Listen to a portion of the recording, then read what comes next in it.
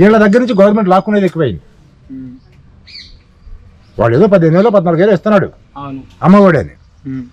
ఇక ఈ నిత్యావసర సరుకుల ధరలో ఆర్టీసీ బస్సు ఛార్జీలు ఒకటే కాదు, ప్రతి ఒక్కటి జనం మీద భారమే.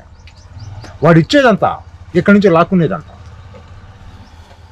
ఈ ప్రభుత్వం మీద ఇంత వ్యతిరేకత రావడానికి కారణం కూడా మెయిన్గా ఇదే పథకాలు. అయితే ఈ అప్పో సప్పో తీసుకొచ్చి నువ్వు పథకాలు అయితే నేను బటన్ నొక్కుతున్నా ఆ లబ్ధిదారులకు చేరేస్తానా అని అంటున్నావు, కానీ నువ్వు లబ్ధిదారులకు నువ్వు ఇచ్చేదానికంటే ఇక్కడి నుంచి లాక్కునేది 10 రెట్లు అదనమైంది. సామాన్యుడు బతకలేని పరిస్థితి. ఇందాక మీరు అన్నారే కరెంటు బిల్లు అని.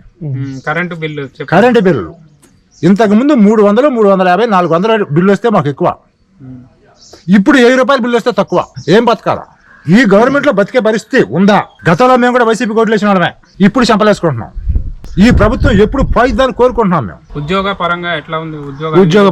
ఉద్యోగాలు ఏంటంటే వాలంటీర్లు ఉద్యోగాలు, వాలంటీర్ ఉద్యోగాలు ఇచ్చింది. ఒక్కొక్కరికి 5,000, 6,000 ఇస్తున్నారు వాళ్ళకి జీతాలు. మా ఊళ్ళో ఎంతమంది ఉంటారు మావా? కనీసం 20 మంది ఉంటారా? 20 మంది ఉంటారు వాలంటీర్లు. ప్రతి ఒక్క 50 కుటుంబాలకు ఒక వాలంటీర్ ఉన్నారు కదా. కనీసం 20 మంది వేసుకో, 25 లక్ష రూపాయలు నెలకి. ఎవరి సొమ్ము ఇది? మాసమ్మే కదా. ఇప్పుడు ఆ పింఛన్ నువ్వు ఇస్తున్నావు, పింఛన్ తీసుకునేవాడు పోయి ఆఫీస్ కాడ పోయి తెచ్చుకోలేడా? వీఆర్ఓ ఉన్నాడుగా, ఇంతకుముందు ఇయ్యలేదా? వాడి దగ్గర పోయి తెచ్చుకోలేరా? అదేమంటే ఇది కొత్త రాష్ట్రాన్ని చీల్చారు. మన దగ్గర సొమ్ము లేదు, చెట్టు కింద నుంచున్నాము. ఈ పేద అరుపులన్నీ అరుపుతారు. అనవసరం ఖర్చు ఏంటి? నువ్వు పెట్టే ఖర్చు అవసరమైన ఖర్చా, అనవసరమైన ఖర్చా?